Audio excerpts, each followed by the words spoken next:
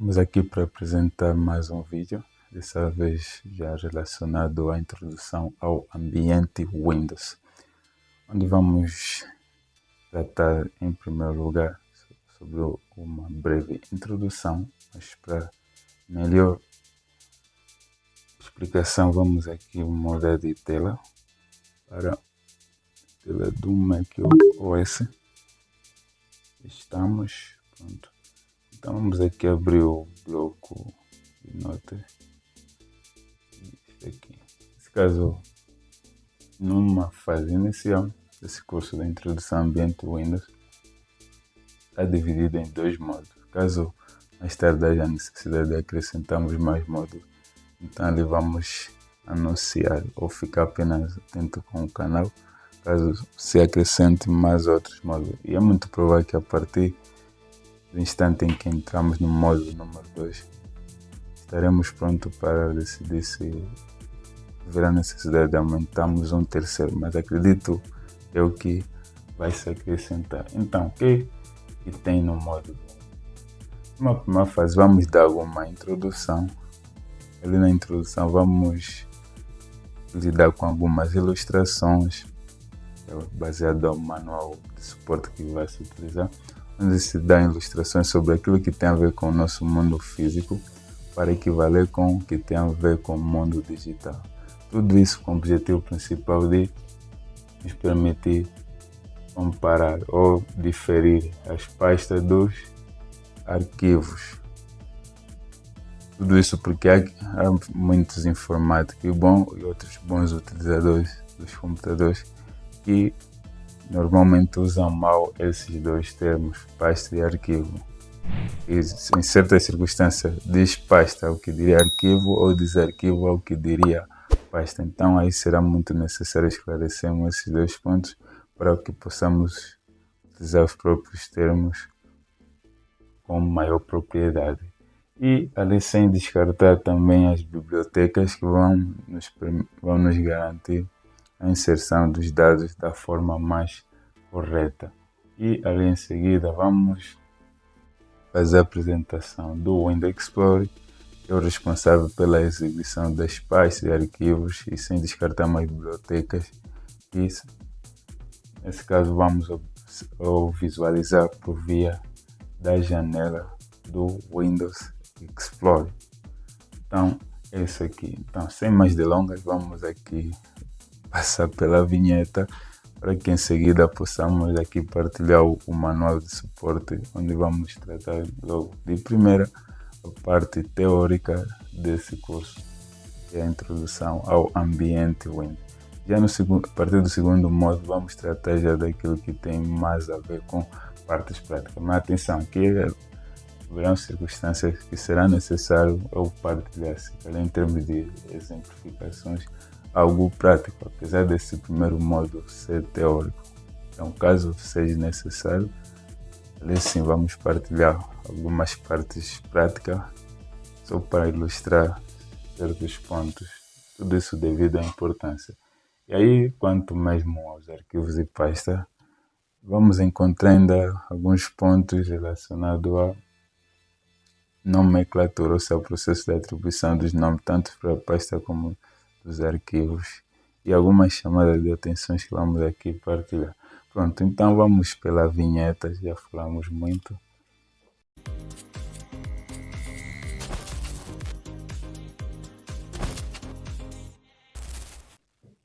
Ok, temos aqui o manual de suporte, onde o autor pode já visualizar, não vou mencionar porque já está aqui visível, e vocês depois vão ver os detalhes. Atenção, o tema principal desse manual está focado pela manipulação de arquivos e pasta. Esse é o principal objetivo desse manual e também por isso que foi selecionado, devido à principal ênfase que tem a ver com a manipulação dos arquivos e pasta, que é mesmo que vamos fazer na prática. Pronto, e os pontos que estão aqui no manual são os que nós visualizamos nos dois módulos, estão separados. Ok, quanto à introdução, tal como eu estava dizendo, vamos começar por explicar as ilustrações.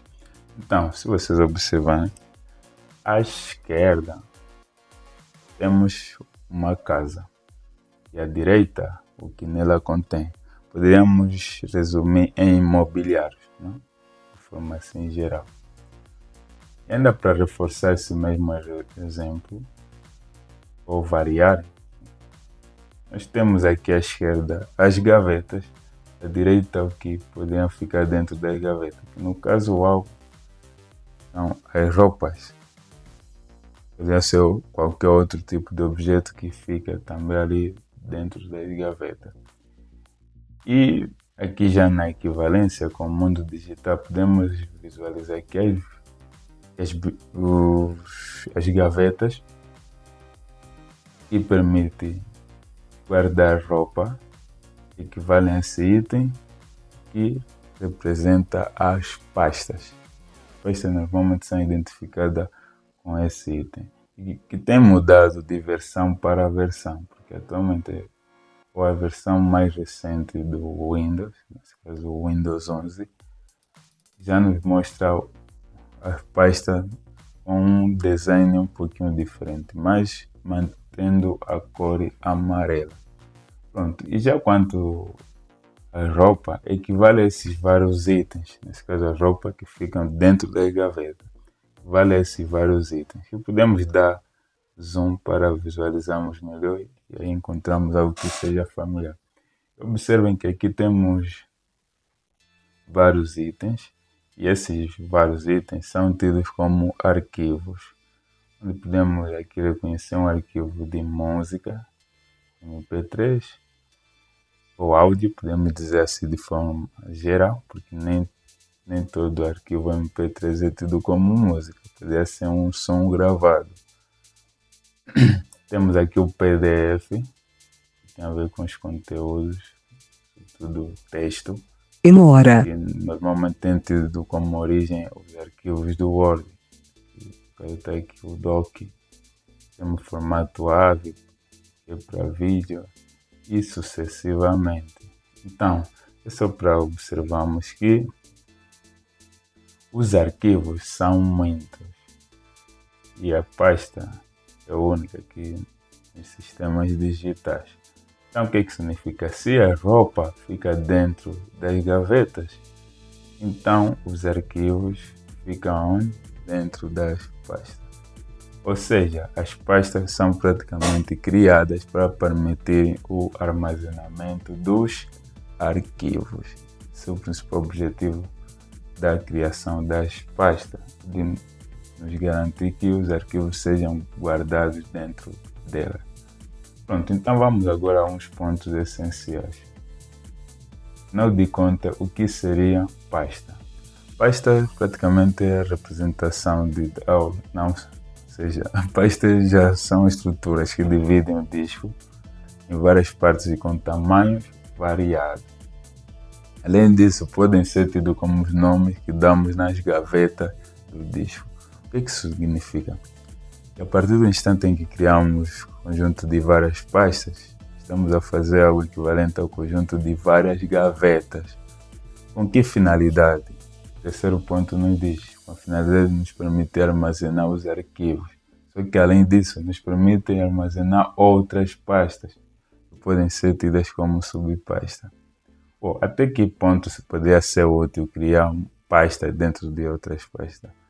Em termos de hierarquia, por exemplo, ou organização, podemos dizer assim.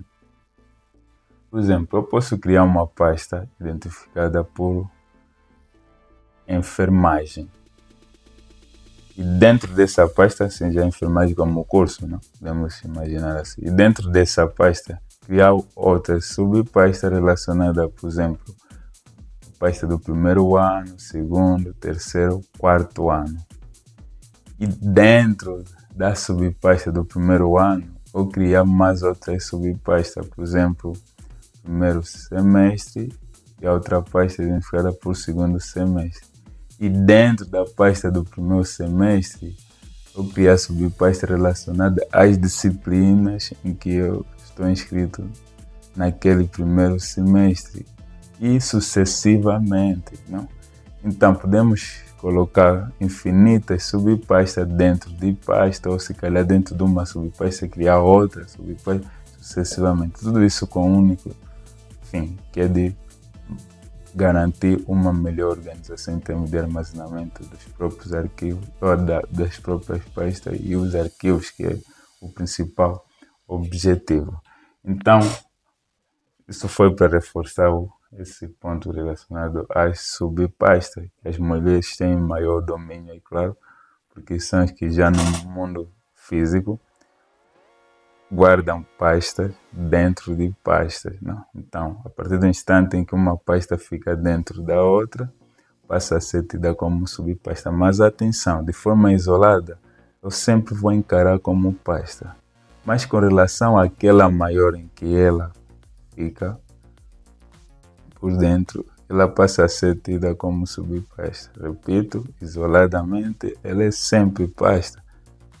Que nem as pastas que nós utilizamos constantemente, em que podemos guardar dentro de uma mala ou de uma pasta maior do que aquela, e automaticamente nós, com relação àquela maior, nós encaramos como uma subpasta.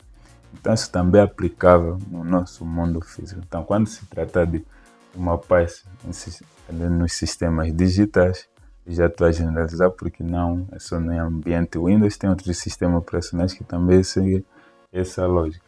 Então, ali, sempre quando tratamos sobre isso, não podemos nos esquecer das pastas que usamos aqui já no nosso mundo físico, porque no final das contas foi inspirado mesmo ao conceito das pastas que nós utilizamos com frequência. E desse jeito vamos poder explicar da melhor forma. Em vez de imaginarmos coisas inexistentes, apenas pensamos relacionar com as pastas que nós usamos com frequência. Então não passa ou não foge do conceito de pasta que estamos a tratar aqui no sistema operacional. Então, quanto aos arquivos? Arquivo é já a representação de dados ou informações que encontramos nos nossos computadores. O segundo ponto vem nos dizendo que ficam dentro das pastas. Vejam que se formos em pasta, o último ponto que nos diz? Que armazena os arquivos. Ou seja, o que isso significa? Que, pronto, a se tratar de um mesmo ponto. Isso aqui ver o som, está a retornar. Aqui o auricular que se desconectou. Vamos lá ver.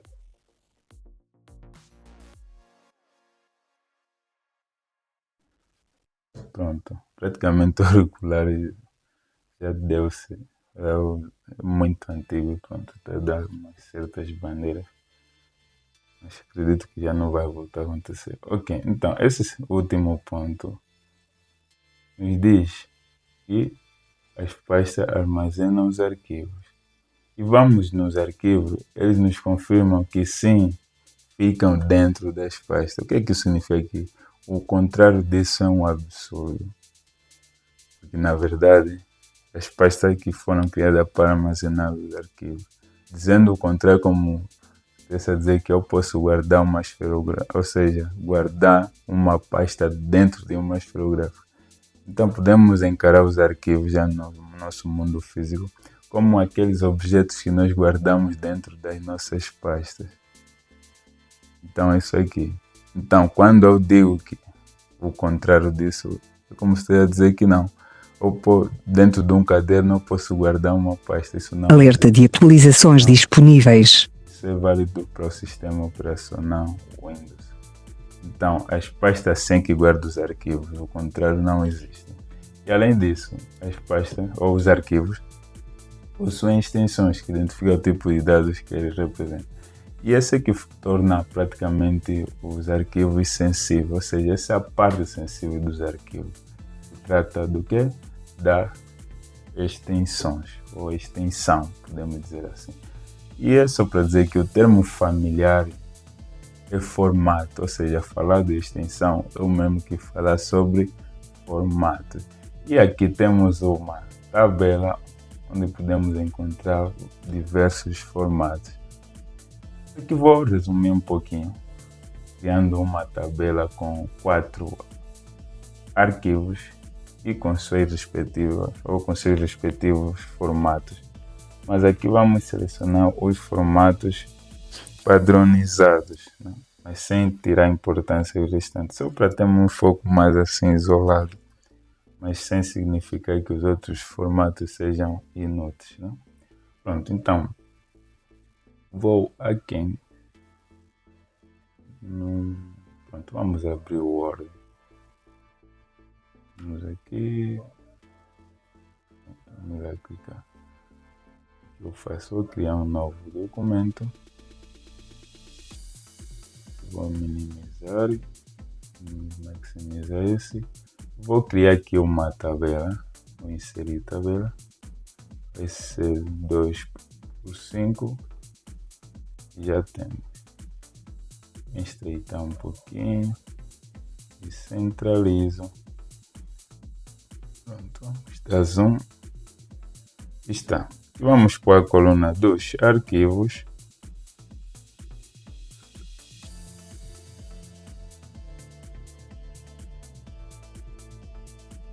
Eu mesmo que falar sobre formatos. Aqui na segunda coluna vamos pôr as extensões. Podemos encarar como formatos.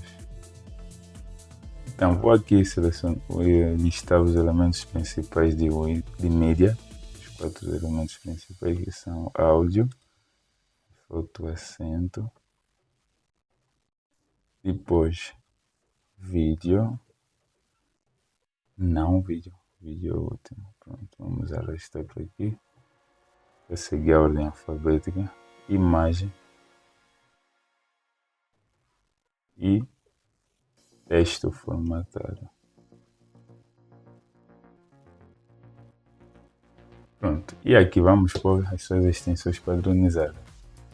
Aqui o formato padronizado de áudio é mp3.mp3 e quanto às imagens é .jpg.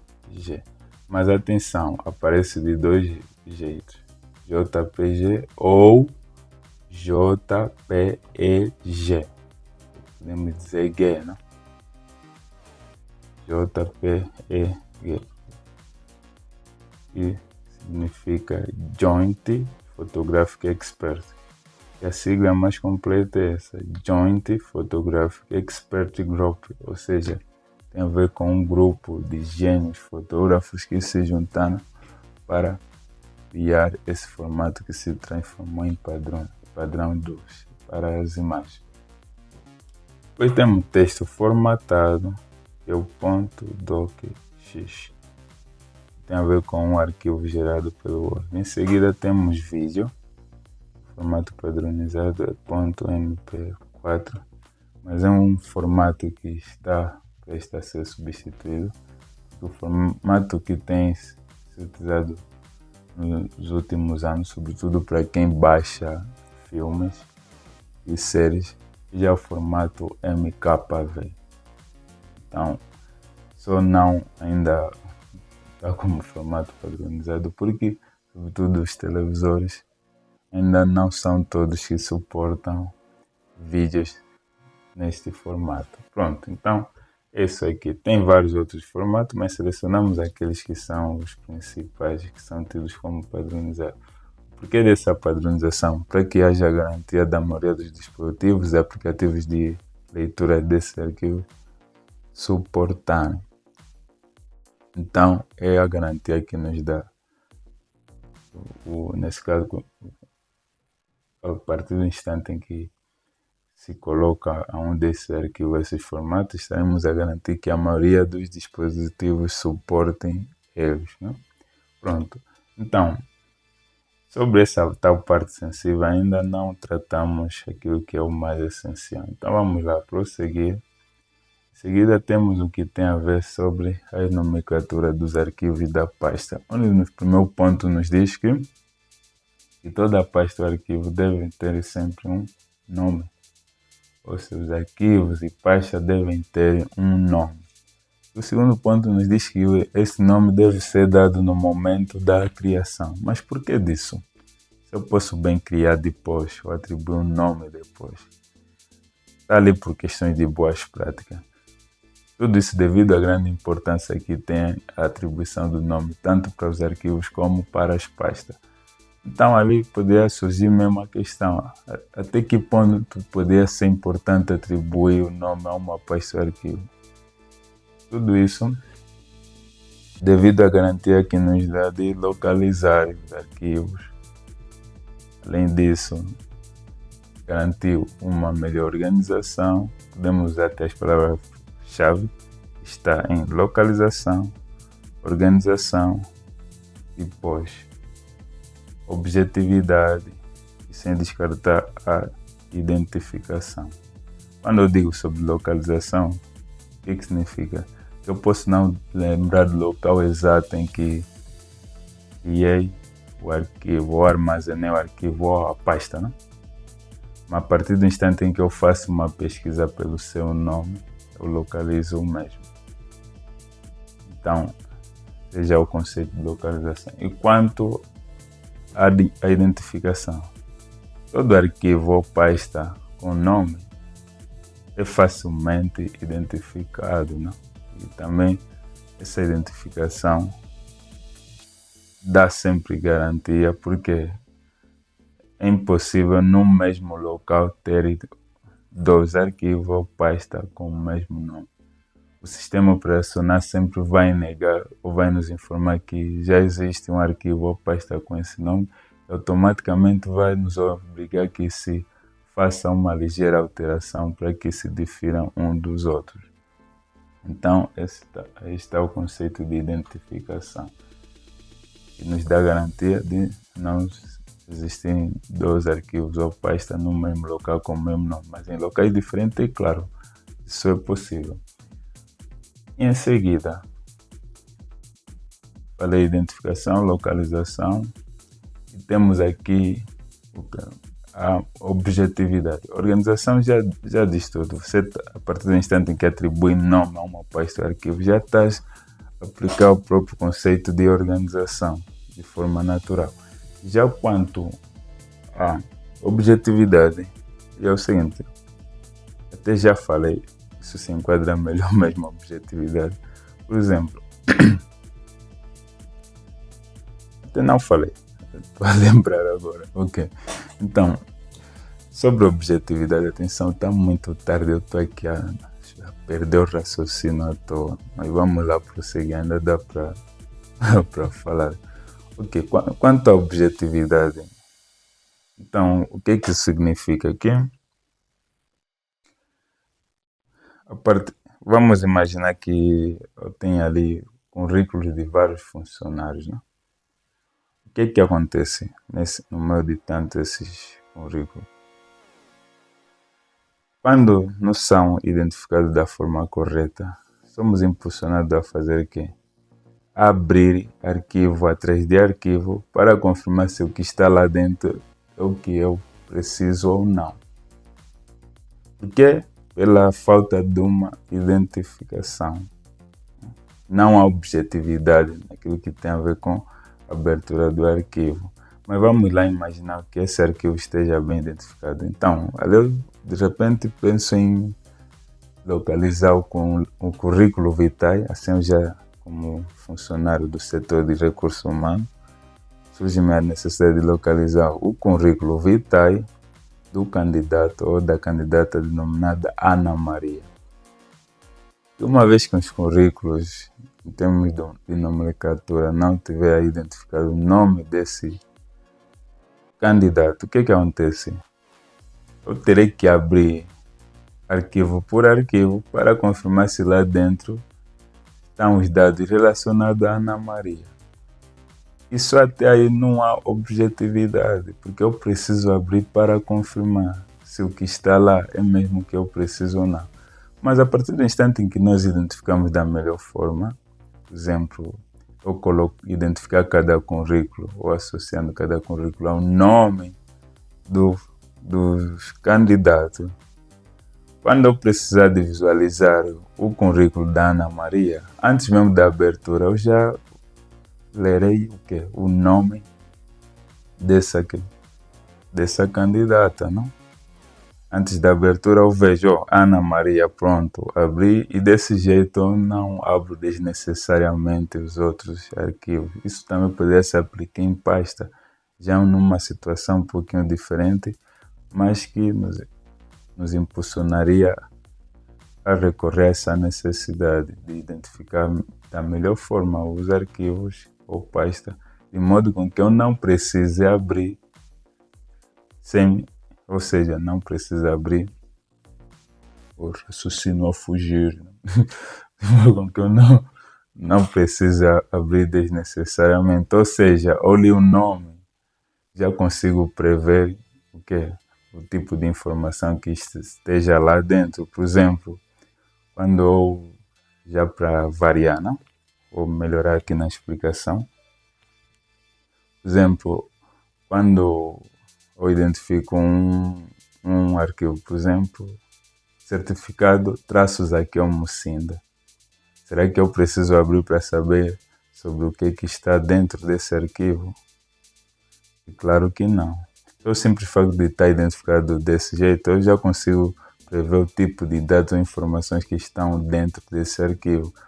Certificado traços aqui é Mucinda, e claro que se trata mesmo dos dados acadêmicos do Zaqueu Mucinda, não? Então isso seria válido para um outro tipo de arquivo identificado que antes mesmo da abertura ou consiga prever o tipo de dados ou informação que estejam lá.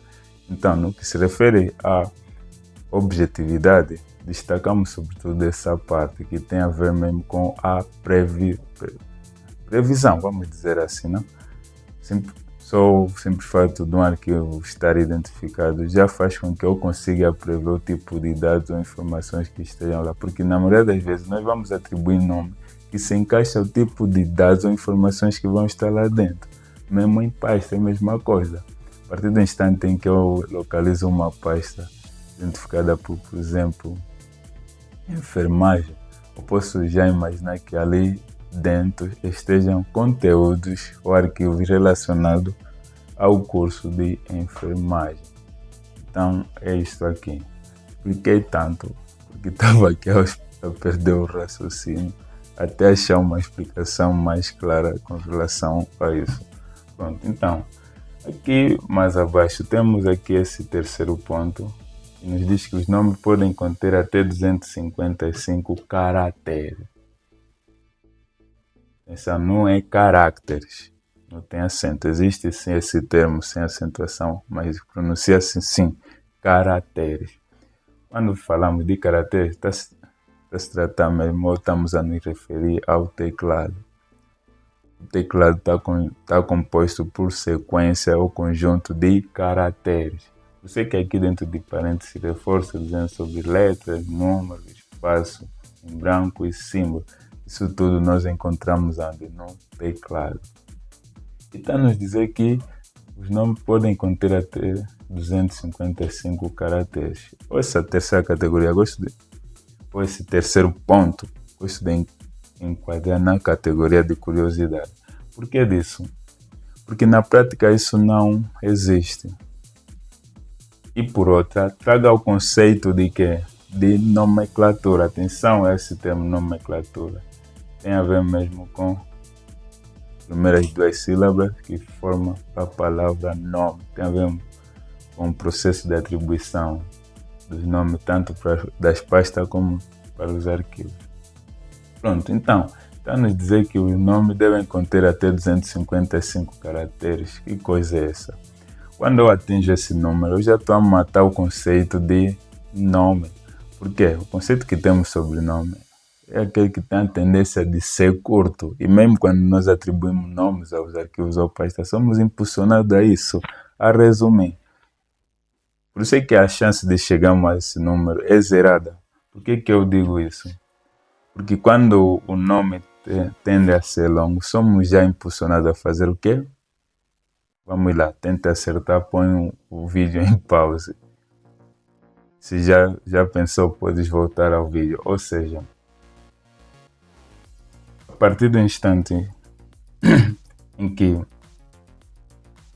o nome tem a tendência de ser longo, somos impulsionados a criar siglas ou abreviar.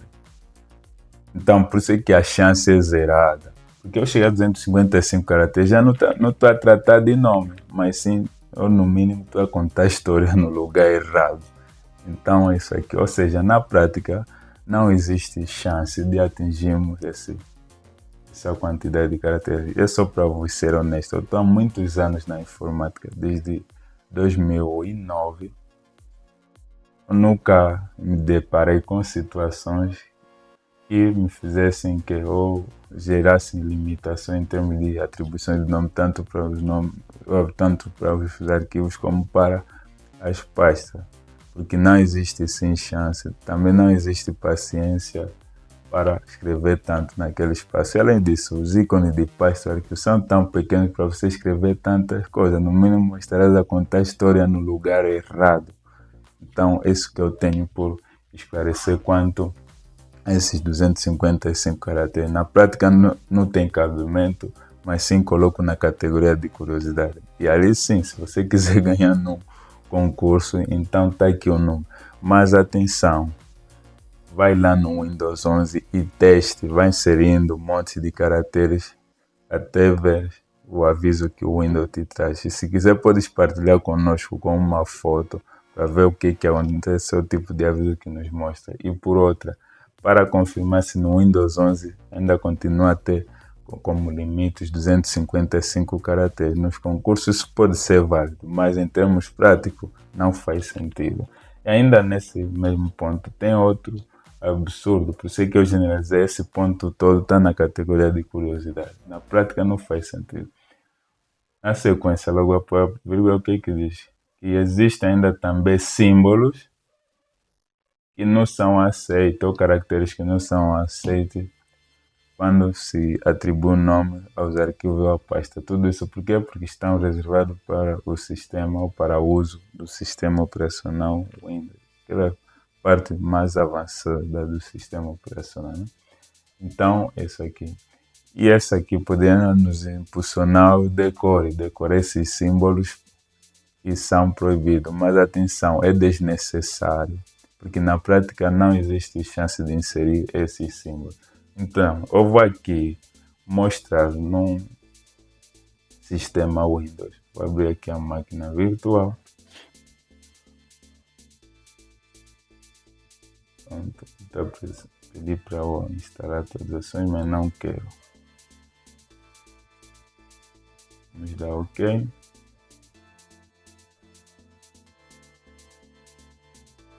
Eu exemplificar ou ilustrar sobre o porquê e não é um absurdo você decorar esses caracteres. Deixa você já honesto antes disso. Eu nunca decorei esta sequência de caracteres. Lembro-se de alguns, mas nunca achei necessário decorar isso. Vou vos provar porque que não é necessário. Vou aqui abrir o Windows Explorer. Vamos compartilhar sobre as combinações de teclas para abrir o Windows Explorer, porque não usei o rato. Vou aqui em documentos, vamos fechar aqui esse alerta e vou criar aqui uma pasta. Eu já tenho uma pronta, vamos ver aqui. Acho que tem uma de texto que posso usar. Normalmente tenho tido uma pasta de texto. Pronto, está aqui. Dominei texto 2024, espero que seja essa. Pronto, estou no lugar certo. Pronto, é aqui. Então, o que acontece? Se eu simular agora, isso é aplicado tanto para as pastas como para os arquivos. A pasta está aqui amarela. Vejam, o ícone de pasta aqui já mudou, tal como eu dizia lá na introdução. Então está quase que inclinado, né? Ou virado, podemos dizer assim. Mas continua sempre com a cor amarela. E atenção, esse ícone pode ser alterado nas personalizações, pode alterar a aparência do ícone padronizado, mas não é obrigatório, é claro, apenas estou a dar noção disso. Pronto, então vou mudar o nome, ficando o nome atual. Quando eu ponho vou escrever e de repente ponho um símbolo negro que não é aceito, o que acontece? Nos aparece ou não funciona. Vou insistir, não dá. Insisto, não dá. Se for inserido, sim. Vou tentar pôr a barra, não dá. Posso insistir, não dá. Ok, e atenção. Há muita gente que pode concluir que o teclado tem problema, porque não está a permitir inserir a barra. E aí há a tendência de alguém recorrer a um técnico e se queixar para tentar pôr a barra, ou se por acaso tenta como alternativa um outro símbolo que também é negado, aí piora, vê que o computador está com problema, não me permite inserir a barra, nem a contrabarra e por ali fora. E esse técnico, se não for honesto contigo, pode fingir ou estar de acordo contigo de que sim, existe problema, mas que ele sabe que não existe, só para arrancar dinheiro de ti. Então tome sempre isso em atenção. Mas o que acontece? Quando eu persisto, o que acontece?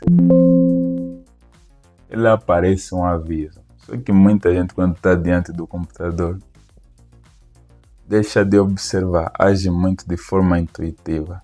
Até quem diga que muita gente, quando está diante do computador, vira analfabeta. Não é isso, não tem nada a ver com isso.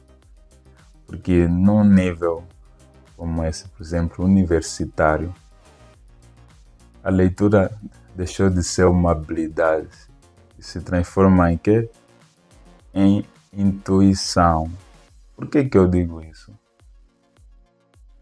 Porque um ser humano do nosso nível é incapaz de ver algo legível e não ser impulsionado à leitura. A partir do instante em que observa algo legível, ele sem querer é impulsionado à leitura. Então não é uma habilidade, se torna um instinto. Na verdade, o que tem faltado aqui é a observação. Eu sei que muitas das vezes eu gosto de dizer que a informática é para observadores. Por quê? A partir do instante em que observa, primeiramente, descarta muitas ações desnecessárias. E por outra, toma as contas do recado.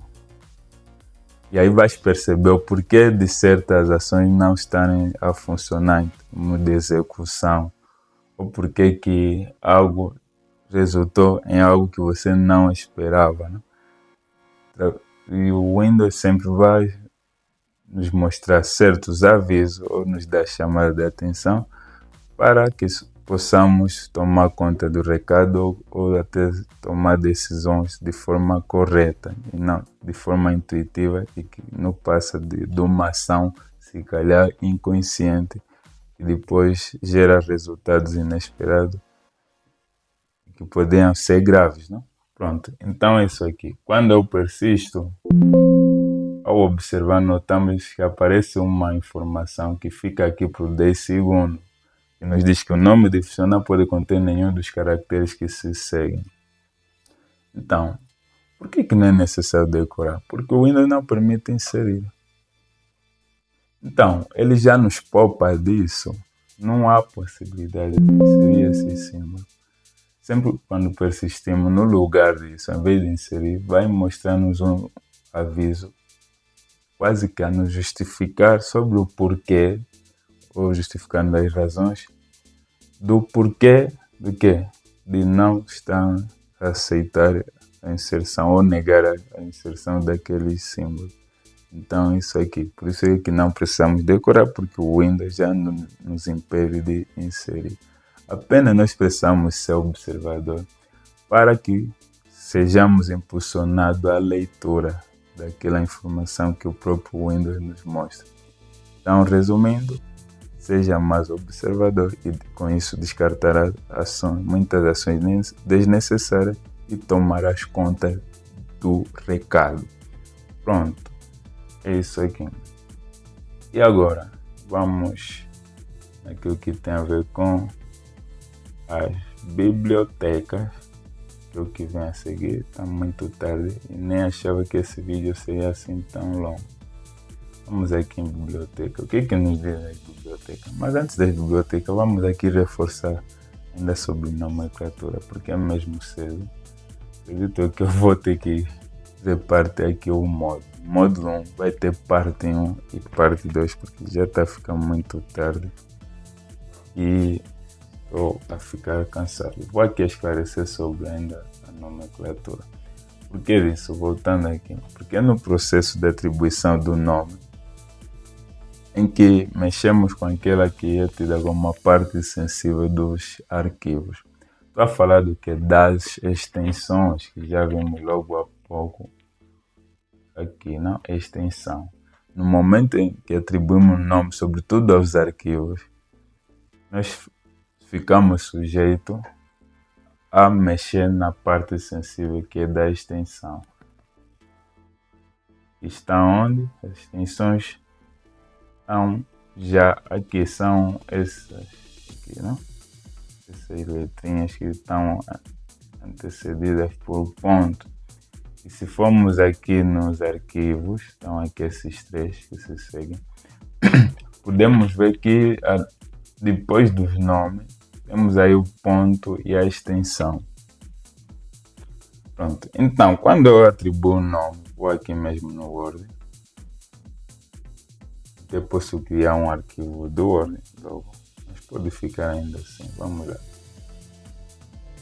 Quando eu renomeio, não? Vamos a tratar de nomenclatura e sensibilidade dos arquivos nesse momento. Então vou clicar no botão direito e ir em renomear. O sistema operacional ainda na versão 11 é só aqui, equivale a F2.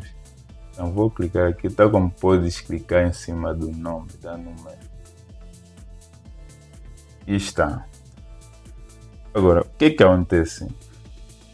Normalmente, quando se trata de atribuição dos nomes aos arquivos ou renomeação, muita gente o que faz? Varre e pronto. Vai pôr o outro nome, vou chamar de desgraça, porque estamos a fazer uma grande desgraça agora. E em seguida clica em Enter ou fora, uma atribuição do nome, e surgiu-nos esse aviso. Pronto, não está mostrando nada, vamos lá esperar. Pronto, agora sim, dou sim e está feito. Deixa eu dar Ctrl Z, vejam, está assim, não? Quando eu renomeio, vou clicar para renomear, de novo, desgraça. Pronto, vou clicar fora, dou sim. E vejam que antes tinha o ícone, agora está em branco. Uau, por que disso? Sensibilidade do arquivo. Mexemos em algo que não devíamos. O que aconteceu? Fizemos estrago.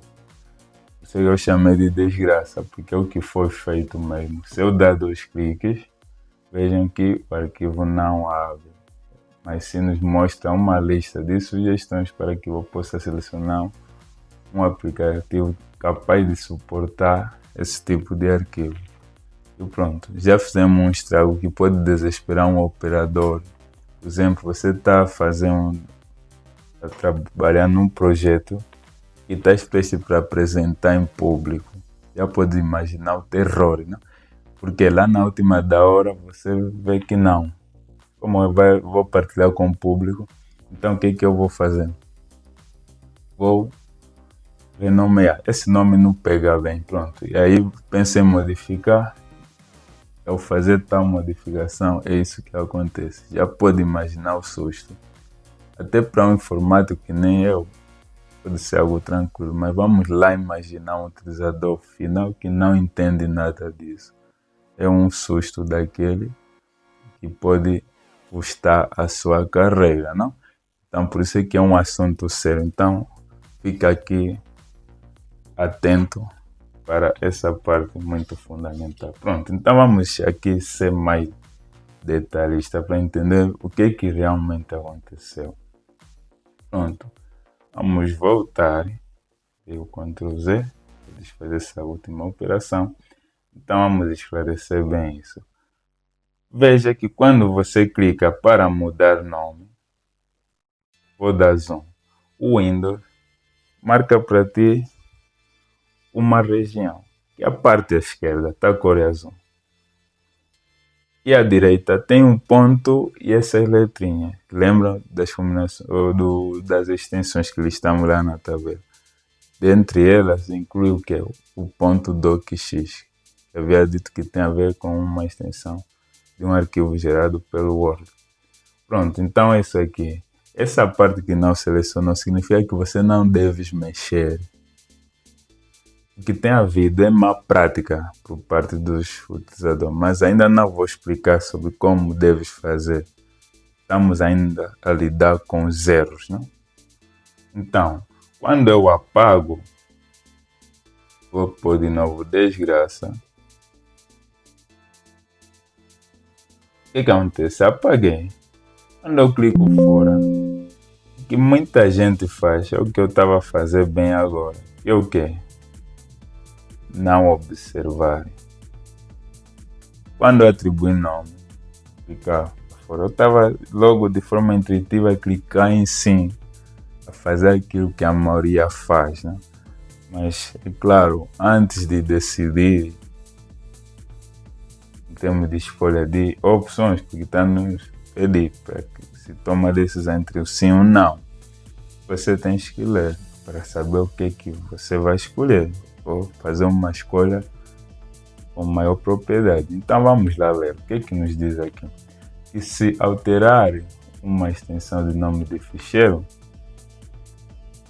pelo menos aí não causa susto, mas vamos lá ver se depois de ler essa parte vais ter coragem de mesmo assim mudar o nome. O que nos diz? Poderá não ser possível utilizar o ficheiro. Ou seja, eu posso não entender nada sobre a extensão, porque a parte sensível do arquivo, quando se renomeia, ou quando renomeia, apaguei a extensão, que é a parte sensível, por isso é que ficou em branco. E atenção, a extensão é um identificador. Vejam aqui na matéria, e nos diz muito bem isso. Que possuem uma extensão, o que é os arquivos, e identifica o tipo de dados que ele representa, tá aqui, identifica, é um identificador. E quando apaga a extensão de um arquivo, esse arquivo perde identidade, por isso é que fica em branco. Por que mostra aquela informação sobre o ícone do Word? Ainda vamos desfazer isso, vamos lá fazer uma aventura, né? Pronto.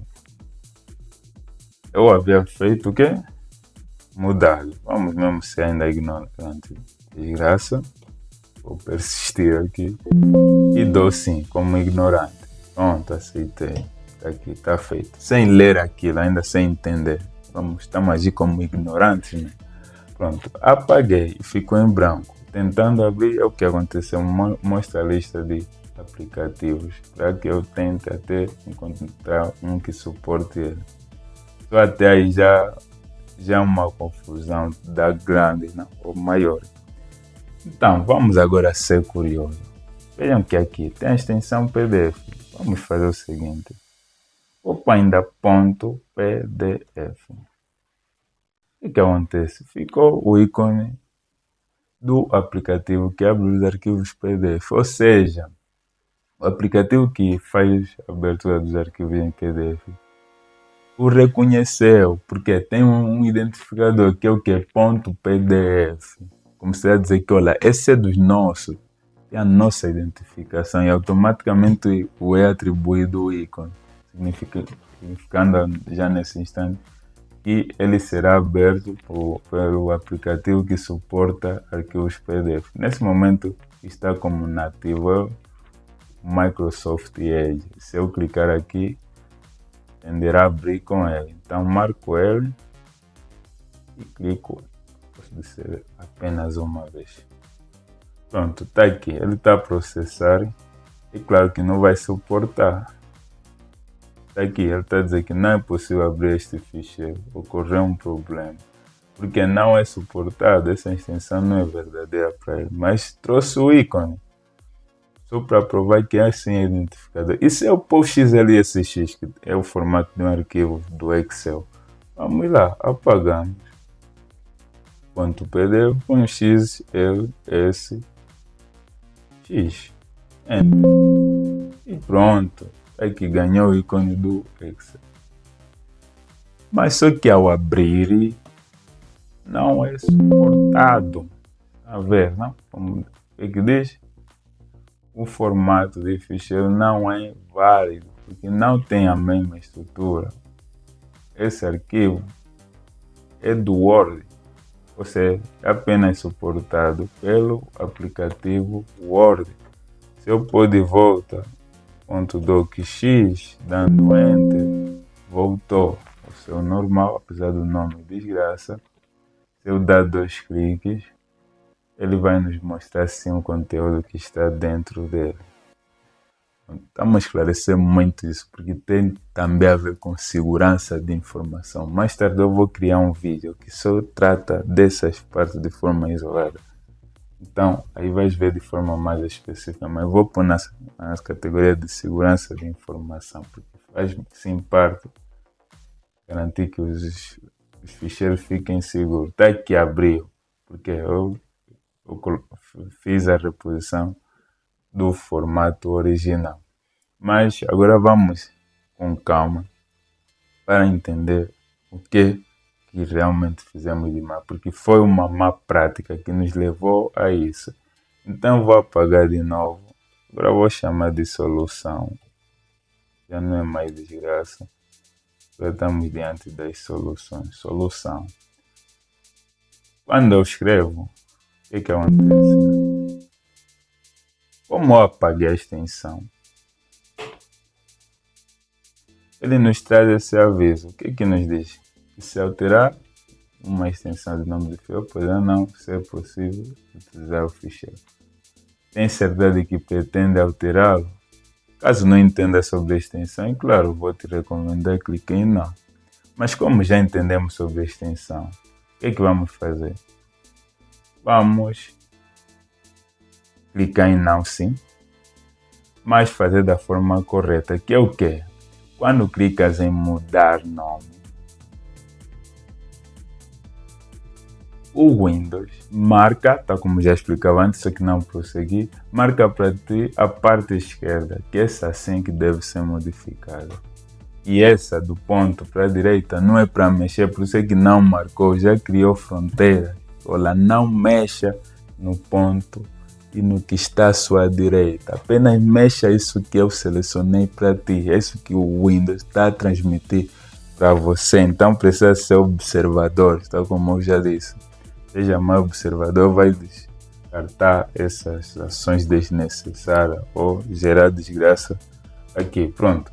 Então é isso aí. Como o Windows já marcou por nós, significa o quê? Que não precisas apagar nada. Clicou em mudar nome, escreva já. Ele vai substituir o que está valendo anteriormente. E o ponto docx está ali preservado. Então, essas aí que são as boas práticas. Clicou em mudar nome, escreva já, não apaga nada. Mas agora, se for para acentuar uma vogal, te impulsionar a voltar ali para renomear a falta de acentuação, digo. Então, não precisa apagar a extensão. Quer pôr acento numa vogal? Então vai na própria vogal, apaga e reescreva com acento e está feito. Não mexe onde não devia.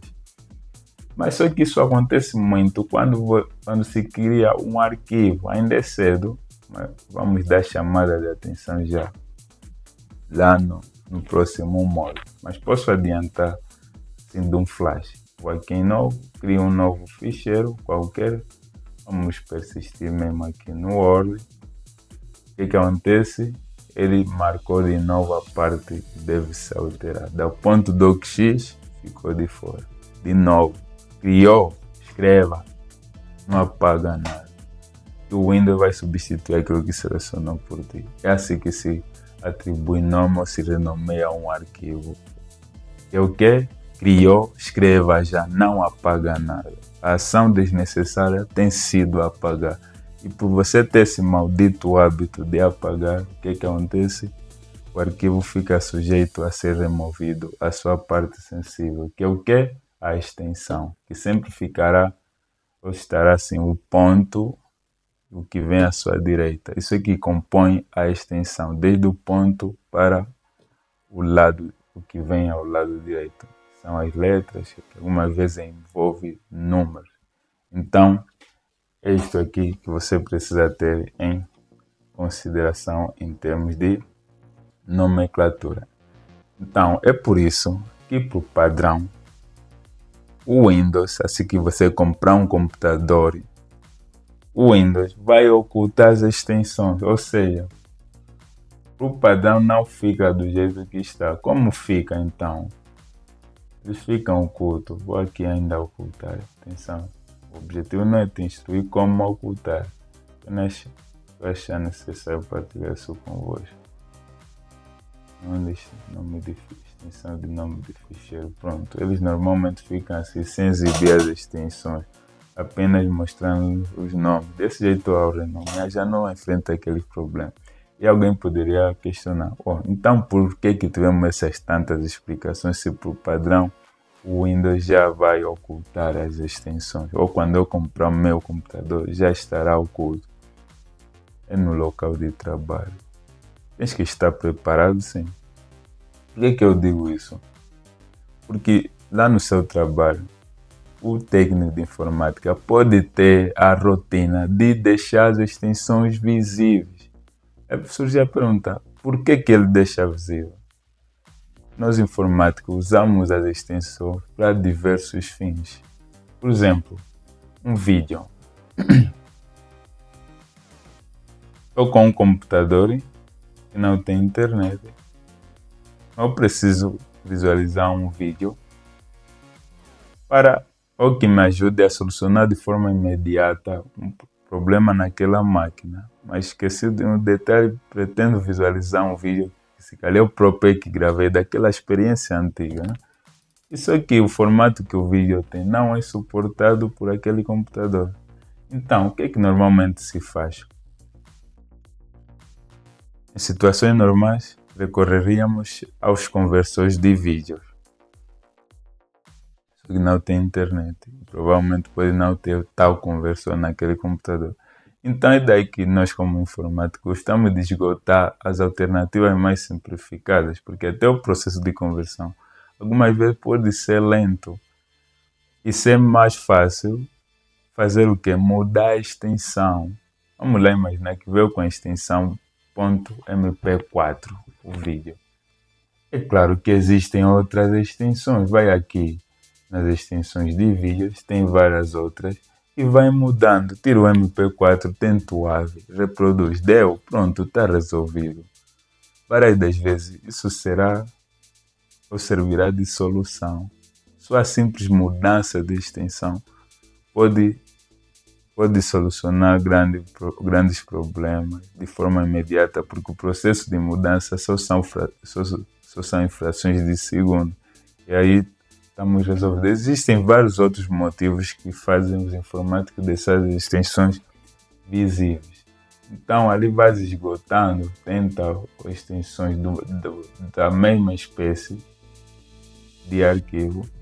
E se esgotar, vai na internet, tem vários outros formatos, até ver que é para não daí. Então se calhar a solução vai ser que ir num conversor de vídeo, aí esperar até que a conversão seja feita. Mas na maioria das vezes vai se solucionar sem a necessidade de utilizar um conversor de vídeo. Então por isso é que os informáticos têm a rotina de deixar as extensões visíveis. E ali você, coitadinho, que não entende nada sobre extensão, qual será a tendência de fazer besteira que poderiam custar sua carreira? Você presta a apresentar um projeto, por exemplo, do PowerPoint para o público, que tem a ver com uma proposta muito grande que te lançaria em termos de carreira, e na última da hora muda o nome e acontece o que aconteceu aí. Que apagaste a extensão e naquela pressa nem chegaste de ler o aviso, clicaste logo no sim porque querias tanto mudar o nome e o arquivo ficou em branco e o terror começa. Então é isso aqui. Então, queria falar mais também sobre a biblioteca, mas já estou cansado, o vídeo já está muito longo. Então, o módulo 1 vou repartir, vai ser módulo 1 parte 1 e vamos ter depois o módulo 2 parte 2. Ou se calhar o que pertenceria ao módulo 2, ao módulo 1, digo, vou acrescentar no módulo 2 e aí pronto, dá sequência. Poderia até ser uma solução mais facilitadora. Então, até lá vou pensar como é que vai ser. Muito provável que vai se optar em colocar essa parte que em falta, que é da biblioteca em diante, para o módulo número 2. Pronto. Então, é isso aqui, pessoal. Esse foi o nosso vídeo e espero que gostes. Aqui foi partilhado. Atenção, tenho muitas dicas para partilhar convosco. Uma das partes que eu mais gosto é de tratar de assuntos relacionados à segurança de informações. Eu posso diversificar falando sobre os dispositivos móveis, computadores, sobretudo as burlas que ocorrem ali nas redes sociais, como você deve lidar com isso e por ali fora, não? Tem vários assuntos ligados a isso, mas esse é só para dar um pequeno chega. Então, vão ter mais vídeos pertinentes, diversos. Então, para isso você precisará se inscrever no canal e em seguida ativar todas as notificações e sem descartar em reagir no vídeo, porque isso vai ajudar o canal a crescer e também pode aí sempre comentários para dar o seu ponto de vista, ou se gostaste do vídeo exprimindo ali por escrito, ou se calhar dar as suas sugestões sobre o que poderemos melhorar. Então, é isso aqui, o resto é resto. E na próxima aula, o próximo módulo, vamos aprofundar. E o que não dizemos hoje, podemos reforçar nas aulas seguintes ou no módulo seguinte, para que o vídeo esteja, ou o curso esteja mais completo, e nos comentários também podemos interagir para tirar certas dúvidas que se calhar não foram, ou o vídeo não for capaz de retirar. Pronto, então, tchau. Era tudo.